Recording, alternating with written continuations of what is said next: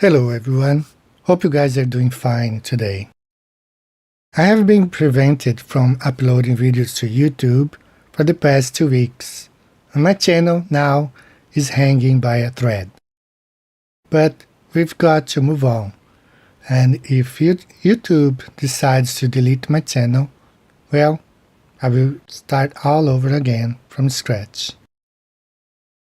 I would like to give a shout out to Nathan Oakley and his show The Flat Earth Debate, which has brought up the subject of celestial navigation in the last few episodes. That will be the theme of our video today.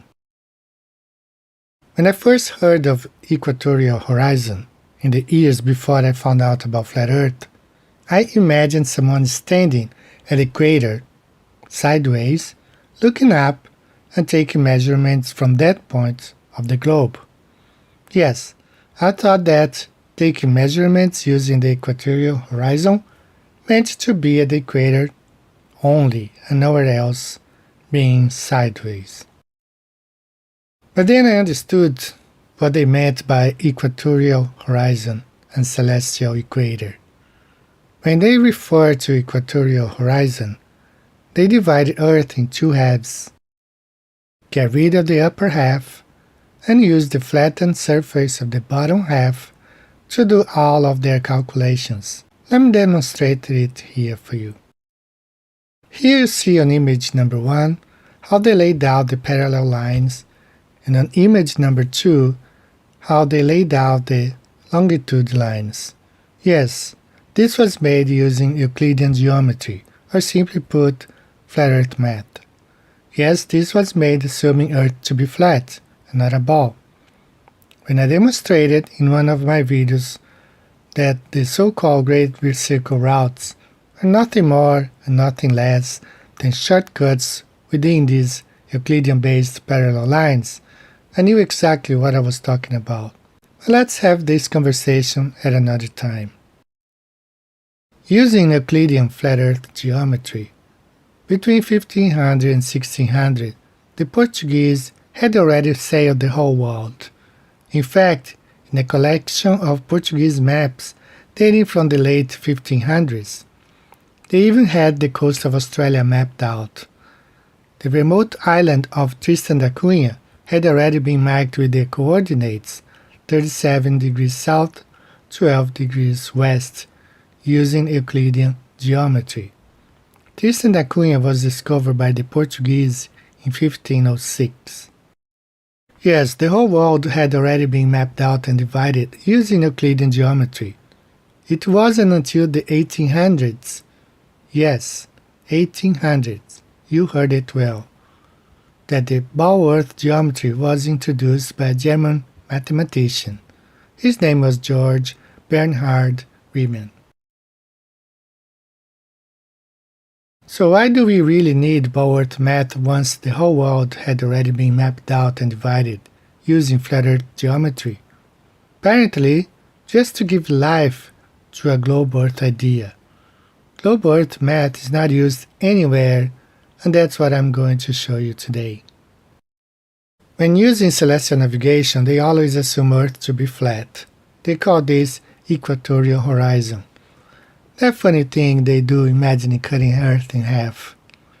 Once you consider the part where you are to be flat, you start making your measurements. Here you see the protractor and imagine the person in the center taking angles and measurements.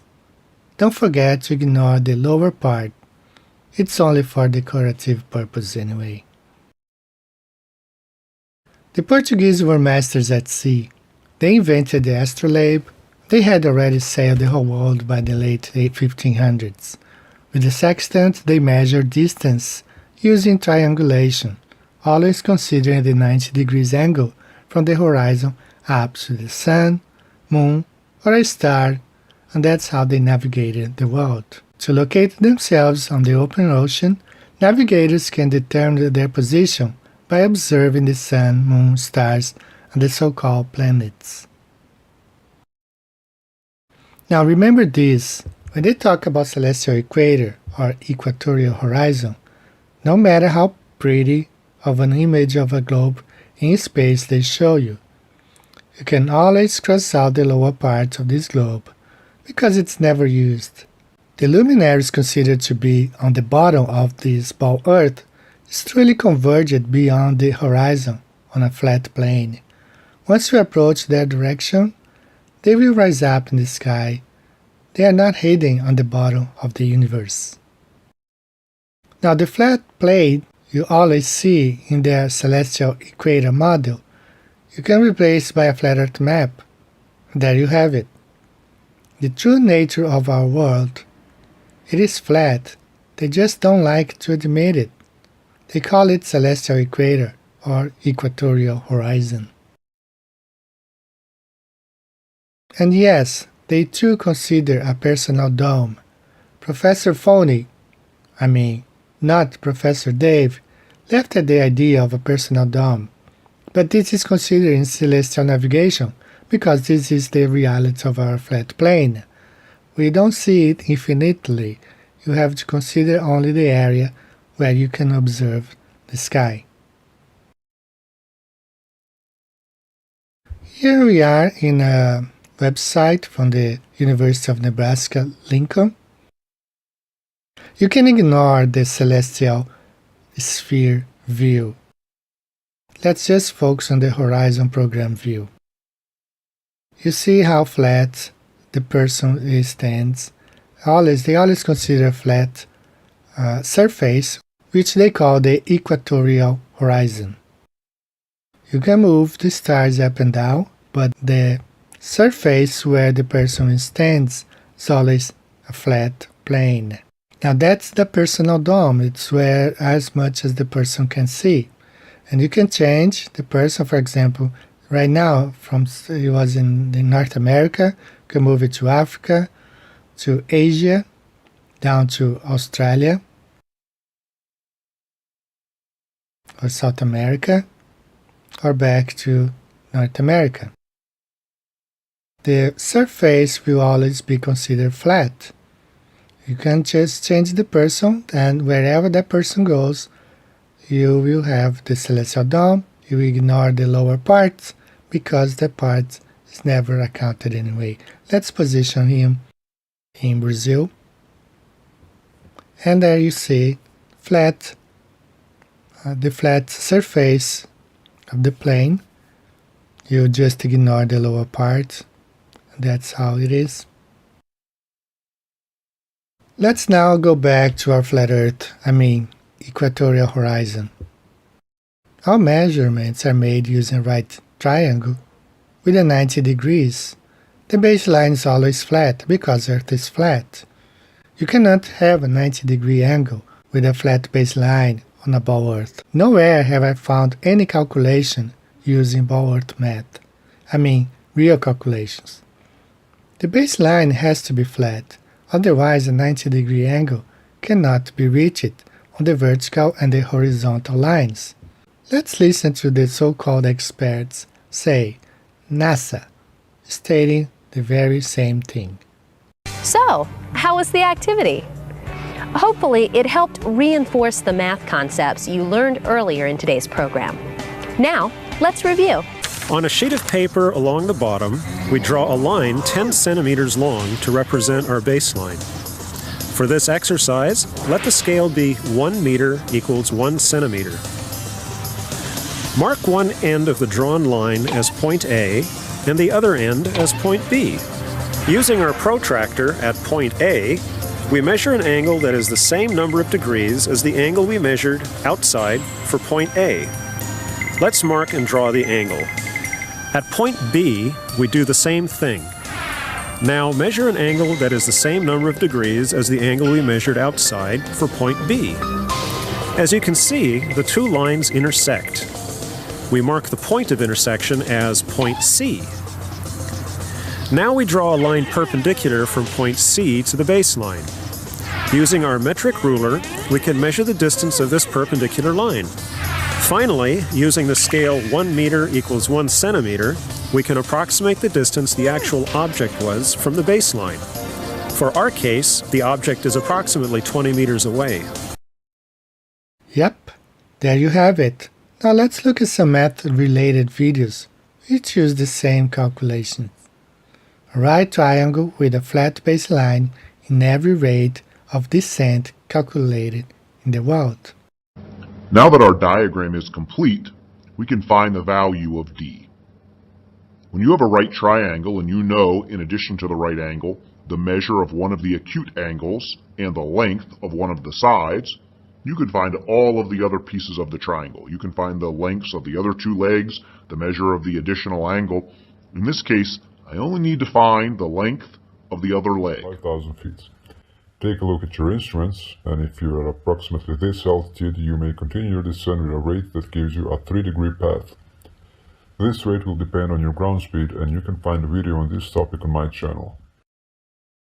This video will briefly explain how to calculate a rate of descent for a given airspeed and glide path. For example, a jet with an approach speed of 140 knots descending on a path of 3 degrees will need to descend at a rate of 743 feet per minute, but if it wants to descend on a path of 6 degrees, it will need to descend twice as fast. If you don't have a scientific calculator nearby, for a glide path of 3 degrees, multiply your approach speed by 5.31 to get the rate of descent. Alternatively, you can just multiply it by 5 to get an approximate result. No matter the rate of descent, whether it's 3 degrees, 4 degrees, or even 6 degrees, the baseline, or ground where the calculation is being made, is always considered to be flat, because Earth is flat. Let's just take a look at one more example. As you see on the PFD and ND, we're at 27,000 feet with a speed of 320 knots. We want to calculate the distance we need to fly a continuous descent profile. So we're going to cross out the last digits and divide that by 3. So 270 divided by 3 equals 90. So 90 nautical miles is the minimum distance we'll need for our descent. Here we need a minimum of 90 nautical miles of flat land, or flat baseline, to calculate our descent. 90 nautical miles equals to about 103 miles.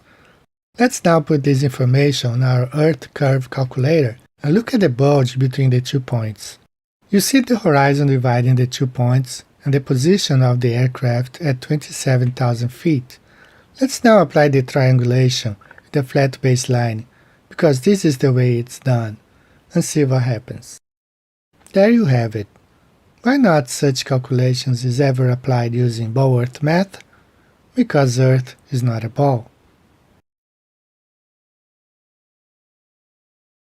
We live on a flat, intelligently designed Earth, with the luminaries rotating above us. As the scriptures say, the heavens declare the glory of God, and the firmament shows his handiwork. And they that be wise shall shine as the brightness of the firmament, and they that turn many to righteousness as the stars forever and ever. So why are there so many government documents assuming a flat, non-rotating Earth? Because in fact Earth is flat. Check this out. But this is a NASA technical manual. MIT, the Army Research Laboratory, flying over a flat, non-rotating Earth. Flat Earth with a flat Earth assumption. Non-rotating flat Earth. A flat, non-rotating Earth may be assumed. A flat and non-rotating, assuming a flat Earth. Flat, non-rotating Earth. A non-rotating Earth. Flat, non-rotating Earth. Validity of flat Earth based on a flat Earth assumption for a flat Earth and a flat atmosphere. Flat, non-rotating Earth. The flat Earth model. Propagation of electromagnetic fields over flat Earth. Ballistic vehicle motion. A closed-form solution is developed for the motion of a ballistic vehicle entering the atmosphere over a flat, non-rotating Earth. The assumption of these equations assume a flat Earth. Earth is not just assumed to be flat. Earth is flat. Till next time, this is Flat Earth, Banjo, USA, Japan, and Brazil. Take care.